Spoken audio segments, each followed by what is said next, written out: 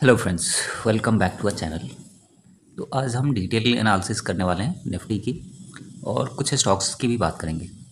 तो अभी अगर हम निफ्टी की देखें तो निफ्टी जो है वीकली कैंडल पे काफ़ी अच्छा दिख रहा है। मतलब पिछले 2 वीक से काफ़ी अच्छी बाइंग आई है। ऑलमोस्ट अगर हम देखें तो जो लो था 24,418 का, वहाँ से उसका जो प्रीवियस लो बना था वो भी बना था ऑलमोस्ट 340 के आसपास। वहाँ से रिकवरी आई थी, फिर गैप अप ओपन हुआ था। फिर उसके बाद से थर्ड वीक क्या हुआ था कि बहुत ज़्यादा सेलिंग का प्रेशर आया, फिर नीचे भी आई थी निफ्टी 25,400 से, फिर रिकवर करके 25,114 के आसपास, मतलब 25,100 के ऊपर क्लोजिंग आई है वीकली टाइम फ्रेम में। इस मतलब पिछले वीक क्या हुआ कि पिछले वीक ट्रंप के 2-3 ट्वीट्स आए इंडिया को लेकर। पहले तो नेगेटिव ट्वीट आया, फिर पॉजिटिव ट्वीट आया कि हम नेगोशिएशन से स्टार्ट करने वाले हैं, हमारी टॉक स्टार्ट हो जाएगी नेक्स्ट नेक्स्ट वीक से। उसके बाद से जो इंडिया के डिप्लोमेट्स थे वो पहुंच चुके हैं आई गेस। तो अभी देखते हैं कि निफ्टी कहाँ तक जा सकती है नेक्स्ट वीक तक। अगर हम नेक्स्ट वीक की बात करें तो अभी क्या है कि अभी रिसेंटली ट्रंप ने ट्वीट किया है कि रसिया और चाइना पे फिर से उन्होंने 50% और 100% टैरिफ लगा दिया है। बट अगर हम देखें निफ्टी का तो निफ्टी में एक डबल बॉटम बना हुआ दिख रहा है। मतलब अगर हम आरएसआई भी देखें तो आरएसआई भी अभी यही इंडिकेट कर रहा है कि जो निफ्टी का नेक्स्ट टारगेट होने वाला है वो होने वाला है अपना 25,600 का, 25,600 से 25,700 का। बट अभी थोड़ा सा एक छोटा सा हर्डल कर कह सकते हैं, वो है अपना 25,200 के आसपास। 25,150 ही कह सकते हैं। 25,150 के आसपास जैसे ही क्लोजिंग आएगी, फिर उसके बाद से निफ्टी जो है 25,650 और 25,700 के लेवल के लिए ईजिली जाएगा। तो अभी हमारा एक छोटा सा स्टॉप लॉस रहेगा यहाँ पे 24,900 के आसपास, मतलब वीकली टाइम फ्रेम में। और दूसरा रहेगा अपना इस जोन पे 24,700 के आसपास। अभी हमें दो सपोर्ट दिख रहा है। और अगर हम रेजिस्टेंस की बात करें तो जो हमारा इमीडिएट रेजिस्टेंस है वो है 24,150 का। और अगर हम सपोर्ट की बात करें तो 24,900, और फिर सेकंड सपोर्ट अपना आता है 24,700 का। ये पूरे वीक के लिए है। और अगर हम नेक्स्ट रेजिस्टेंस की बात करें तो नेक्स्ट रेजिस्टेंस हमारा रहेगा 25,650, 25,700 के आसपास। अभी अगर हम देखें प्राइस एक्शन की बात करें तो प्राइस एक्शन जो बना हुआ है वो almost double pattern, I mean double bottom बना हुआ है। ठीक है। तो अभी ये लेवल काफ़ी क्रूशल हो जाता है, जो कि है 25,150 के आसपास। 25,150 के आसपास जैसे ही एक ब्रेकआउट आएगा, फिर वहाँ से बाइंग स्टार्ट हो जाएगी और फिर 25,600, 25,700 ईजिली ब्रेक हो जाएगा। बट सबसे मेन अभी है कि 25,150, 25,200 के ऊपर ब्रेकआउट है। अभी हम देखते हैं कि 15 मिनट टाइम फ्रेम में, मतलब मंडे के लिए क्या हमारी स्ट्रैटेजी होनी चाहिए बाइंग के लिए, अगर हमें कुछ अच्छा दिखता है तो पहली बात है कि मंडे के लिए अपन का प्लान रहेगा कि अगर निफ्टी गैप अप ओपन होती है 25,200 के आसपास या फिर 25,150 के आसपास, तो हम ऊपर की साइड में लॉन्ग रहेंगे। और हो सकता है थोड़ा सा रिट्रेसमेंट देखने को मिले, क्योंकि अगर हम प्रीवियस काफ़ी टाइम से देखें, पिछले 6-7 दिन का डाटा, तो गैप अप ओपनिंग के बाद से थोड़ा सा मार्केट नीचे आता है, फिर उसके बाद से सेकेंड हाफ में वो उस लेवल को ब्रेक करके फिर ऊपर जाता है। तो अगर 25,150 के ऊपर बाइंग आई, मतलब मार्केट ओपन हुआ 25,150 से 200 के रेंज में, तो हो सकता है थोड़ा सा नीचे आए, फिर वहाँ से एक फ्रेश बाइंग आए और फिर मार्केट ऊपर की तरफ जाना स्टार्ट करे। तो मंडे के लिए अपना यही रहेगा कि 25,200 के आसपास अगर ओपनिंग होती है तो थोड़ा वेट करेंगे, एक करेक्शन होने देंगे कि थोड़ा सा रिट्रेसमेंट आएगा। फिर जब वहाँ पे सपोर्ट ले लेगा, सपोज यहाँ पे ओपन हुआ, यहाँ पे ओपन होने के बाद से थोड़ा सा नीचे आया, फिर तो जब नीचे आएगा या फिर इस लेवल को ब्रेक करेगा, फिर बाइंग करके चल सकते हैं।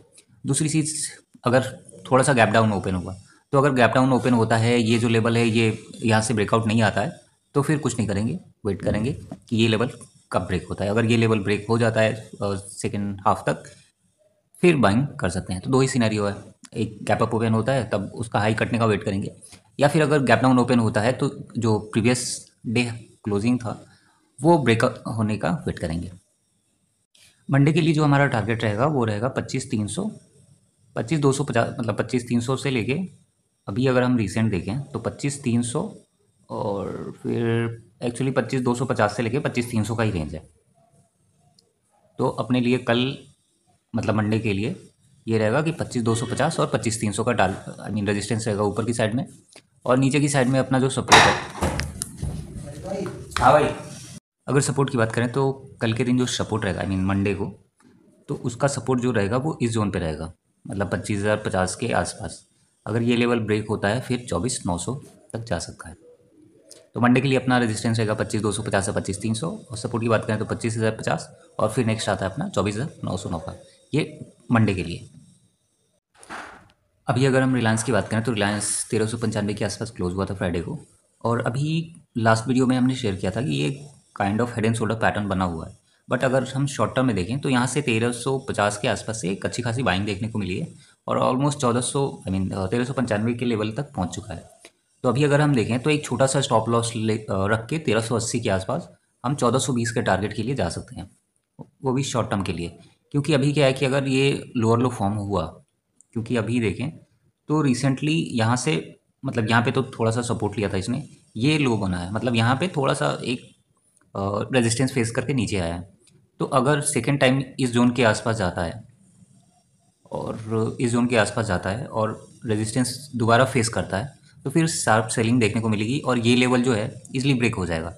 ठीक है। बट अभी क्या है कि अभी थोड़ा सा ग्लोबल सेंटीमेंट जो है थोड़ा सा पॉजिटिव है, और बाकी कुछ कह नहीं सकते, क्योंकि अभी यूएस और इंडिया का जो टैरिफ वॉर चल रहा था टसल, वो लग रहा है कि आने वाले टाइम में शॉर्ट आउट हो जाएगा।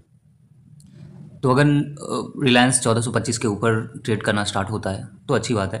बेसिकली क्या है कि ये रेजिस्टेंस जोन है, तो इसके ऊपर अगर जाता है तो फिर अपना टारगेट 1475 और फिर 2500 के आसपास इजीली रहेगा।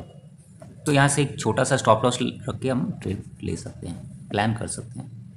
एचडीएफसी बैंक की बात करें तो एचडीएफसी बैंक ऑलमोस्ट फॉल हुआ था, 940 तक आया था। 940 आने के बाद से भी इसमें थोड़ा सा अभी एक पॉज लिया है, और 967 के आसपास क्लोजिंग हुई थी लास्ट फ्राइडे को। तो अभी अगर हम देखें तो इसका जो रेजिस्टेंस रहने वाला है, इमीडिएट रेजिस्टेंस, वो 1000 का रहने वाला है। और अगर हम सपोर्ट की बात करें तो 960 के आसपास इसका एक छोटा सा सपोर्ट है।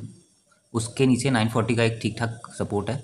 बट इसमें भी वही कंडीशन है कि अगर ये 1000 के आसपास जाता है और वहाँ से अगर रिजेक्शन आता है, तो फिर ये 940 और 960 के लेवल को फिर से रिटेस्ट करने आएगा, और हो सकता है कि 900 भी देखने को मिले। बट अभी क्या है कि अभी थोड़ा सा वही सेम चीज़ कि अभी जैसे सिचुएशन चेंज होगी ना, वैसे वैसे इसके प्राइस एक्शन भी चेंज हो गया। अगर हम देखें तो इसका जो RSI था डेली टाइम फ्रेम पे, वो ऑलमोस्ट 28 29 के आसपास आ गया था जब ये 940 के आसपास पहुंचा था। फिर वहाँ से थोड़ी सी रिकवरी आई है, अभी 44 45 के आसपास आ चुका है।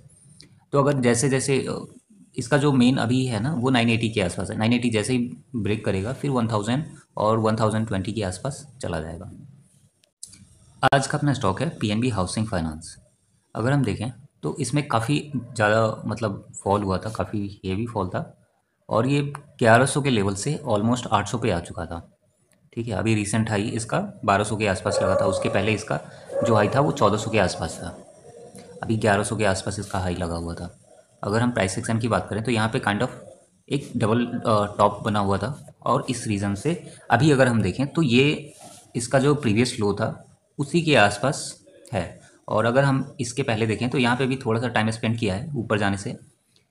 तो एक कह सकते हैं कि एक छोटा सा सपोर्ट है इस लेवल पे, और इस लेवल पे भी सपोर्ट लिया है, मतलब पिछले 2017 में, फिर 2019 के आसपास यहीं से सपोर्ट लेके फिर फॉल हुआ था। उसके बाद से नेक्स्ट टाइम 2021-22 के आसपास एक बार रिजेक्शन इसी जोन से आई थी। तो ये जो जोन है बेसिकली 800 से लेके 820 से लेके 720 का एक ठीक ठाक सपोर्ट की तरह काम कर रहा है पिछले 6-7 साल से, मतलब ऑलमोस्ट 7-8 साल से। तो अगर इस लेवल पे आता है तो यहाँ पे इसको सपोर्ट मिलेगा, और यहाँ से बाइंग आ सकती है। अगर हम प्राइस एक्शन देखें तो प्राइस एक्शन के हिसाब से भी यहाँ पे एक छोटा सा स्टॉप लॉस रख के हम टारगेट, आई मीन ट्रेड ले सकते हैं। क्योंकि यहाँ पे जो अपना स्टॉप लॉस रहेगा वो इस कैंडल के जस्ट नीचे रहेगा, मतलब 830 चल रहा है, 755 760 के आसपास अगर हमारा स्टॉप लॉस रहा तो ऑलमोस्ट 80-80 पॉइंट के आसपास रहेगा। 75 to 80 पॉइंट के आसपास अगर हम स्टॉप लॉस रखते हैं, जो कि ऑलमोस्ट 10% के आसपास होता है, 10 से 11% 12% के आसपास। बट अगर इस लेवल को ब्रेक करता है तो हमारा जो फर्स्ट टारगेट रहेगा वो 1000 का रहेगा, और फिर आएगा अपना 1150 के आसपास। तो यहाँ पे रिस्क एंड रिवॉर्ड काफ़ी अच्छा है, और स्टॉप लॉस हम उसको छोटा भी कर सकते हैं, इस कैंडल के नीचे भी ला सकते हैं 800 पे। बट टेक्निकली देखा जाए तो ये जो बॉट मतलब सपोर्ट बना है इसके नीचे रखेंगे तो ज़्यादा बेटर रहेगा, क्योंकि हो सकता है कि अगर इसके नीचे रखें, मतलब जो ये लेवल है 800 का, तो हो सकता है थोड़ा सा नीचे आए फिर आपका स्टॉप लॉस हिट हो जाएगा। बट अगर देखें तो अगर 750 के 5 के आसपास रहेगा तो हिट होना ईजिली नहीं आएगा, क्योंकि इसके पहले भी यहाँ से रिवर्सल आ चुका है। ठीक है, तो अगर इनकेस सपोज़ यहाँ पे ऊपर जाने के बाद से एक नेक्स्ट रिवर्सल आता है तो वो 760 755 तक ही आएगा, फिर वहाँ से हो सकता है मूव, मतलब ऊपर की साइड में मूव हो जाए। तो इसलिए इस कैंडल के नीचे स्टॉप लॉस रखना ज़्यादा बेटर रहता है। नेक्स्ट अभी हम देख रहे हैं येस बैंक, और येस बैंक की बात करें तो ऑलमोस्ट हायर हाई फॉर्म कर रहा है अभी पिछले मतलब 2-3 महीने से। इसका रिसेंट हाई अभी 16 के आसपास था, अभी रिसेंटली देखें तो ये 18 मतलब 19 के आसपास गया था, फिर वहाँ से एक पुल बैक आया हुआ है। अगर हम इसके प्रीवियस देखें तो ये 12, फिर उसके बाद से 16, फिर मतलब 16 पे काफ़ी अच्छा एक सपोर्ट दिख रहा है। ठीक है, तो अभी अगर हम देखें तो 18-19 के आसपास है और इसका जो प्राइस एक्शन है ठीक ठाक है। बट इसमें एक कंडीशन है कि अगर इस लेवल पे ब्रेकआउट आता है जो कि 22 का है, तो फिर ये नेक्स्ट ये 25-26 तक ईजिली जाएगा। हो सकता है कि मतलब आने वाले टाइम में 27-28 भी चला जाए। तो इसका कंडीशन यही है कि इस लेवल पे ब्रेकआउट आना चाहिए। बट अगर सपोज़ क्या होता है कि जैसे आप अर्ली एंट्री कर लेते हो तो आपके पास एक एस रहता है। सपोज आपने यहाँ पे एंट्री कर लिया 20.8 पे, तो आपका जो स्टॉप लॉस रहेगा वो 18.5 के आसपास रहेगा। ठीक है, बट अगर आप यहाँ पे एंट्री करते हो इस ब्रेकआउट के बाद, तो आपका जो स्टॉप लॉस रहेगा वो इस जोन के आसपास ही रहेगा। तो बेसिकली क्या है कि लेट एंट्री के फ़ायदे भी हैं, नुकसान भी है। अगर यहाँ पे सपोज आपने एंट्री किया, आपका एस गया, तो वो 2-3% 4% का एस खा के फिर हो सकता है नीचे आ जाए या फिर ऊपर चला जाए। बट अगर आप यहाँ पे एस रखते हो तो ये हिट होने के चांसेस कम हैं, क्योंकि हो सकता है कि थोड़ा सा नीचे आए फिर वहाँ से साइडवेज होकर काफ़ी टाइम बाद ऊपर जाना स्टार्ट कर दे, जो कि यूजुअली हमें देखने को मिलता है। तो चलो आज के लिए इतना ही। Thank you for watching this video.